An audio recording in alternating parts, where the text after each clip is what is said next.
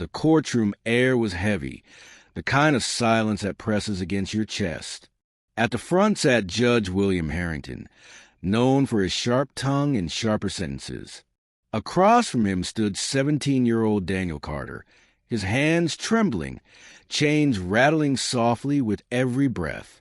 The judge's gavel struck once, echoing like thunder. "You are hereby sentenced to jail." The words fell like a blade. Daniel's knees weakened. Yet what no one in that room knew was that the real shock was only seconds away. Daniel had never been inside a courtroom before that day, yet he felt the weight of centuries pressing on his shoulders. He wasn't a criminal mastermind. He wasn't violent. He was a teenager caught in the wrong place at the wrong time, accused of shoplifting a pair of sneakers he couldn't afford.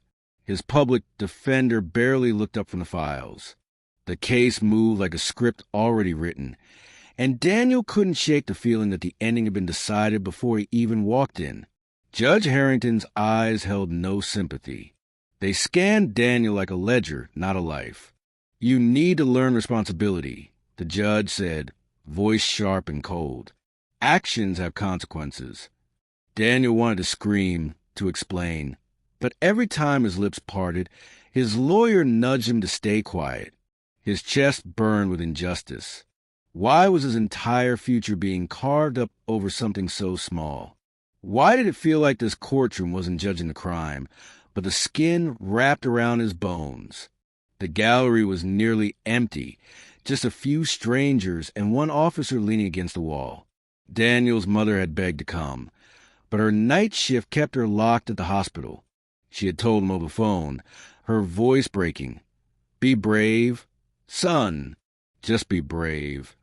He swallowed her words like medicine, but they tasted bitter now, as the sentence hit him like a storm. He wasn't walking home after this. He was being led away. And then the doors creaked open. The wooden doors groaned louder than expected, pulling every eye in the room. A man stepped in, tall, broad-shouldered, with the kind of presence that bends silence around him. His suit was plain, his shoes dusty, as though he had run straight from the street. His eyes locked instantly on Daniel, and for a brief second, Daniel forgot the chains on his wrists. The man wasn't just anyone. It was Robert Carter, Daniel's father, a father he hadn't seen in nearly 10 years. And now, of all moments, he walked in. The courtroom shifted, as though the air itself recognized a man. Judge Harrington froze mid-sentence, his jaw stiffening. The bailiff straightened, uneasy. Even Daniel's lawyer tilted his head, sensing something hidden in the tension. Robert's gaze never wavered from his son. "That's my boy," he said, voice deep but steady. Daniel's chest tightened. He had grown up with only pieces of his father's story. Rumors, fragments whispered by relatives. But one fact was clear now. Staring back at him, his father had returned when everything was already breaking apart. The judge cleared his throat. "And you are?" he asked. Those eyes betrayed recognition. Robert stepped forward, his footsteps deliberate, echoing against marble. "Robert Carter," he said calmly, but Daniel noticed a subtle tremor in the judge's hand, the way the gavel hovered but never struck. It was as if Judge Harrington knew something about Robert that no one else in the room did, and Daniel couldn't stop the question from clawing into his chest. What history bound his father to this judge? Daniel's memories flooded back. The birthdays with empty chairs, the questions his mother avoided, the nights he stared out the window wondering if his father was alive. And now here he was, standing before the same man who had just changed his son's future. "Your Honor," Robert said, voice carrying a weight that made the bailiff shift uncomfortably, "you've made a mistake." The judge bristled. The mistake was his. Harrington shot back, pointing at Daniel. But Robert shook his head slowly. "No, the mistake is yours. And you know it." Whispers rippled through the gallery. The bailiff stepped closer, hand hovering near his holster, as if sensing something was unraveling. Daniel's pulse pounded in his ears. He had dreamed of this moment, of his father saving him somehow, but this wasn't how he imagined it. Robert's stare locked on the judge like two storms colliding.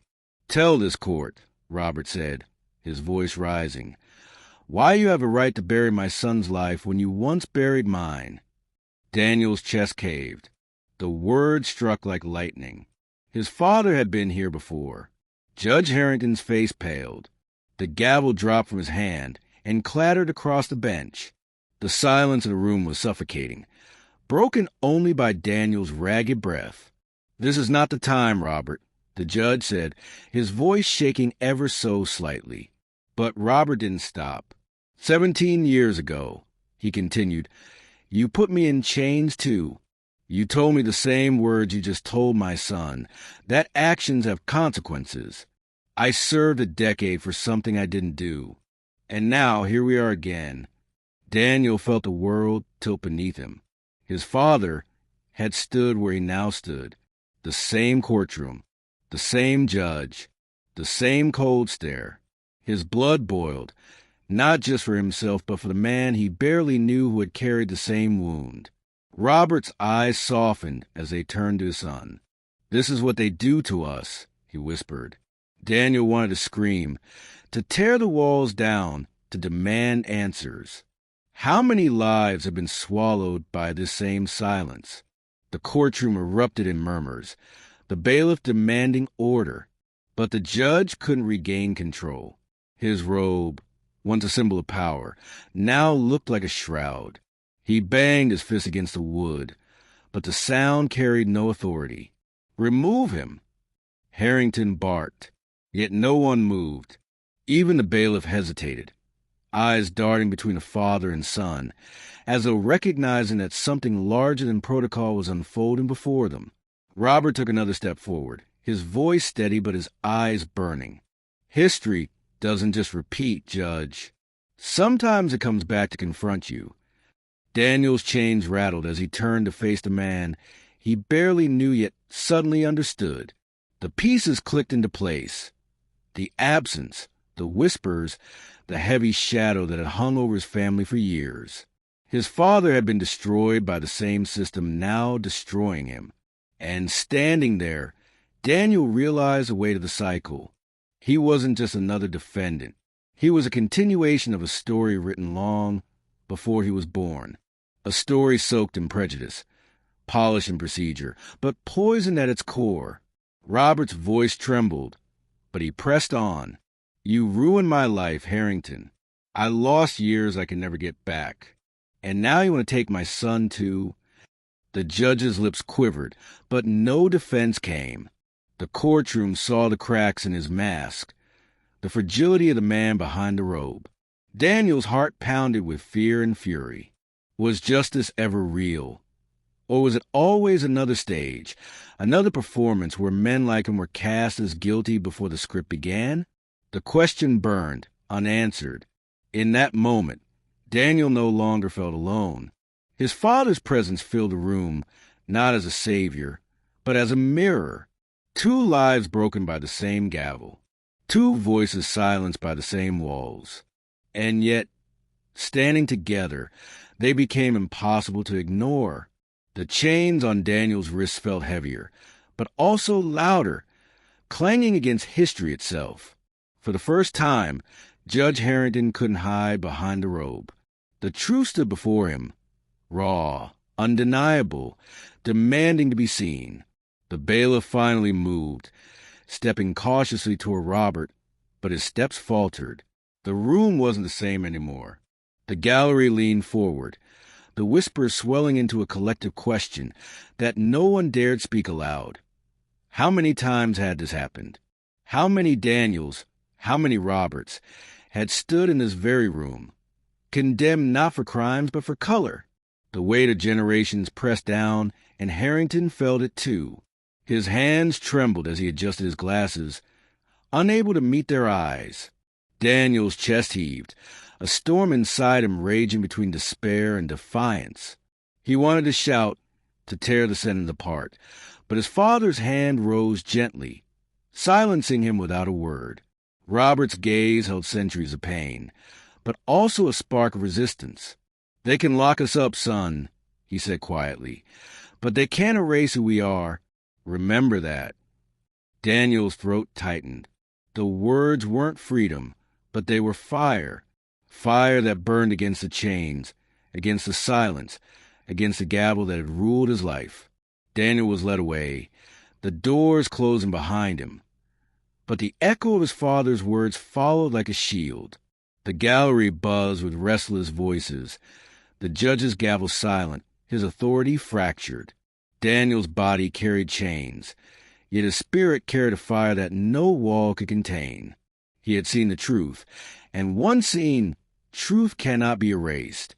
The courtroom had tried to bury him, but instead it had exposed the rot hiding in its own foundations. Outside, Robert stood on the courthouse steps, his face worn but unbroken.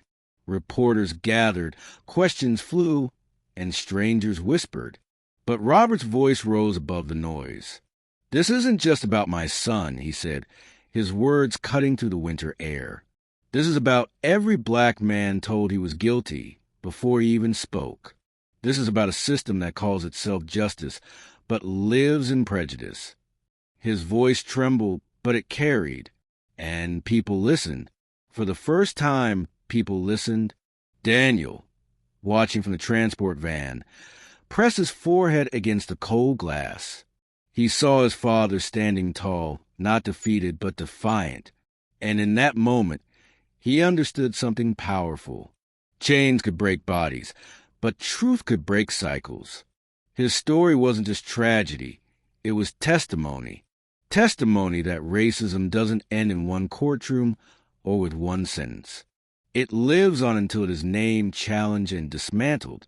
And that fight, Daniel realized, was only beginning. The wheels turned, the van pulling away, but Daniel's eyes stayed locked on his father, a man who had been taken once and yet returned, carrying scars and strength alike. The boy who walked into the courtroom that morning was gone. In his place stood someone who knew the price of silence, who knew the weight of history, and who now carried the responsibility of breaking it, for himself, for his father, for everyone who would come after. Because racism does not whisper in just one courtroom. It whispers in schools, in offices, in streets, in every space where power pretends to be blind but still sees color first. But as long as fathers walk in, as long as sons refuse to disappear, as long as voices rise, those whispers cannot win. They may chain the body, but they cannot chain the truth. And one day, the truth will be louder than the gavel. With that said, thanks for watching, and until next time.